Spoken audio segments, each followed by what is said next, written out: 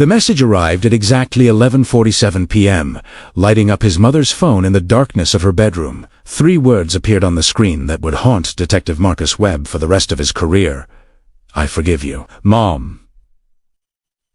By the time Sarah Patterson read those words, her 23-year-old son Daniel had already vanished from the face of the earth, leaving behind nothing but questions that seemed impossible to answer. Daniel Patterson had always been the kind of son every parent dreams of having. He grew up in the quiet suburbs of Rochester, Minnesota, where the winters were harsh, but the community was warm and welcoming. From an early age, Daniel showed an exceptional intelligence that impressed his teachers and made his parents beam with pride. He graduated top of his class, earned a scholarship to the University of Minnesota, and landed a promising job as a software engineer at a tech startup in Minneapolis right after graduation. His parents, Sarah and Robert Patterson, had been divorced for 7 years, but they remained civil for Daniel's sake. The divorce had been painful for everyone involved, filled with arguments and tears that Daniel witnessed but never fully understood. Sarah remarried 2 years later and moved to a smaller house across town, while Robert stayed in the family home where Daniel had grown up. Despite the separation, Daniel maintained close relationships with both parents, visiting them regularly and calling every Sunday without fail. He believed his family, too broken, had healed as much as possible. The week before Daniel disappeared, everything seemed perfectly normal to everyone around him. He was working on a major project at his company, staying late at the office most nights and drinking more coffee than usual. His coworker and close friend, Emily Chun, later told investigators that Daniel seemed focused but not stressed, maybe even excited about something he wouldn't discuss openly. She noticed he was checking his phone more often than usual, texting someone during lunch breaks and stepping outside to make private calls, but she assumed it was related to a new girlfriend he hadn't mentioned yet. Emily would later blame herself for not asking more questions. On the night of October 14th, Daniel left his office at 9:30 p.m., waving goodbye to the security guard as he always did. He stopped briefly to chat with the guard, asking about his daughter's soccer game, showing the same kindness he always carried with him. Surveillance footage showed him walking to his car in the parking garage, sitting inside for approximately 3 minutes without starting the engine, and then driving away into the night. The camera captured him, staring straight ahead, his face illuminated by his phone screen, reading something that seemed to hold his complete attention. That footage would be the last confirmed sighting of Daniel Patterson alive. When Sarah received the text message 2 hours later, she immediately tried calling her son back. The phone rang once, before going straight to voicemail, and every attempt after that went completely unanswered. She convinced herself he was just tired from work and had fallen asleep with his phone on silent, but something deep inside her chest felt terribly wrong. She barely slept that night, checking her phone every few minutes and pacing through her house like a ghost. By morning, when Daniel didn't show up at work and still wasn't answering, she called the police with trembling hands. Detective Marcus Webb took the case, initially treating it as a standard missing person report. He had seen dozens of similar cases over his 20-year career, and most of them ended with the missing person returning home, embarrassed but safe. Young professionals sometimes needed to disappear for a few days to clear their heads or escape from stress. But the text message bothered him from the start, because those 3 words implied something much deeper than a simple need for space. Forgiveness suggested guilt, and guilt suggested secrets that someone had been keeping. The investigation began at Daniel's apartment, a modest 1-bedroom unit in a converted warehouse building in downtown Minneapolis. Everything inside appeared untouched, frozen in time like a museum exhibit of ordinary life. Dishes sat in the sink with dried food on them, clothes filled the hamper to the brim, and a half-eaten sandwich rested on the kitchen counter next to an empty glass of water. His laptop sat open on his desk, still logged into his work email,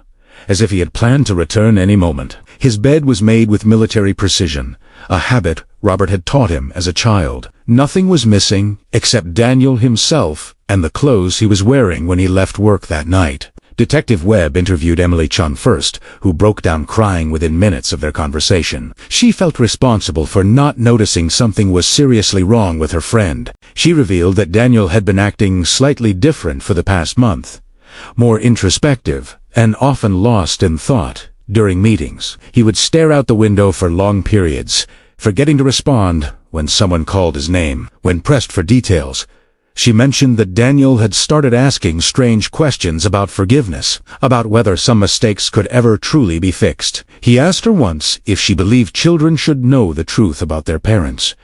No matter how painful, she assumed he was going through something personal but never imagined it could lead to something like this. The real breakthrough came 5 days into the investigation, when a technician finally cracked the password on Daniel's personal laptop hidden in his closet. Inside, they found a folder labeled Truth containing over 200 pages of documents, photographs, and research notes spanning several months. What Detective Webb discovered in those files made his blood run cold and changed everything he thought he knew about this case. Daniel had spent the past 3 months investigating his parents' divorce with obsessive determination. Specifically, he had been looking into the real reason behind their separation, a reason that had been carefully hidden from him his entire adult life. He had hired a private investigator, obtained court records, and interviewed old family friends who reluctantly shared what they knew. The documents told a story that Sarah and Robert had sworn to keep buried forever, a story they believed would destroy their son if he ever learned the truth.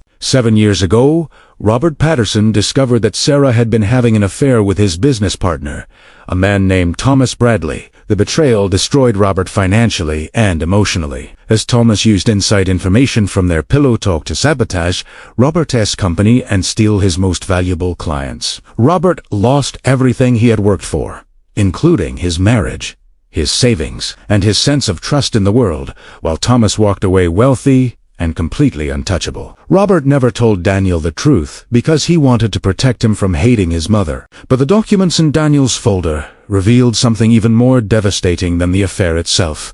Daniel had obtained a paternity test through an online DNA service, comparing his results to his father's genetic profile without telling anyone. The results showed that Robert Patterson was not Daniel's biological father, and the timeline of his mother's affair confirmed what Daniel had suspected with growing dread. Thomas Bradley, the man who destroyed his family and stole everything from Robert, was likely his real father, the man whose blood ran through Daniel's veins. Detective Webb sat in stunned silence after reading through the files for hours. Daniel had been carrying this knowledge for weeks, processing the fact that his entire identity was built on a foundation of lies. Everything he believed about himself, about his family, about the man who raised him with unconditional love, was a carefully constructed illusion. The text message to his mother suddenly made terrible, heartbreaking sense.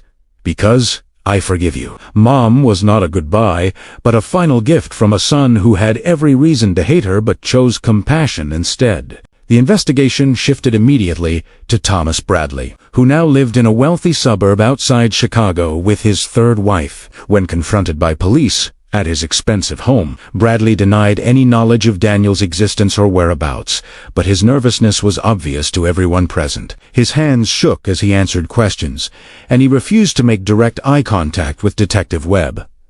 A warrant to search his property revealed nothing suspicious, and his alibi for the night of Daniel's disappearance checked out perfectly with multiple witnesses. But Webb knew this man held more answers than he was willing to share. 3 weeks after Daniel vanished, a hiker in the Boundary Waters Canoe Area wilderness made a discovery that would bring the case to its heartbreaking conclusion. Deep in the forest, miles from any marked trail where few humans ever ventured, they found a small campsite with a single tent, a sleeping bag, and a leather journal. Daniel Patterson had walked into the wilderness completely alone, carrying nothing but the weight of his broken heart and questions that might never find answers. The journal entries detailed his final journey, his struggle to understand how the people he loved most could have lied to him for so long. He wrote about watching the stars at night and finding peace in the silence of nature, about finally understanding that holding on to anger would only destroy him from within. He described the sound of wind through pine trees and the way morning frost sparkled like diamonds on fallen leaves. The last entry, dated 2 days after his disappearance, contained a single sentence that brought Detective Webb to tears when he read it aloud. Daniel had written that he was walking deeper into the wilderness, not to die, but to find out who he really was without the lies defining him. Search teams spent weeks combing the vast area, using helicopters and tracking dogs, but no further trace of Daniel Patterson was ever found. The forest had swallowed him completely, keeping its secrets as it had for thousands of years before. Sarah Patterson received her son's journal 6 months later. After the investigation officially closed, without resolution, She read every word through tear-filled eyes, finally understanding the depth of pain her decisions had caused. Robert, who had raised Daniel as his own despite knowing the painful truth from the beginning, forgave Sarah publicly, saying that their son had taught them both what it truly meant to let go of anger. The case of Daniel Patterson became a cautionary tale about the secrets families keep in the devastating consequences of hidden truths discovered too late. Detective Webb retired 2 years later,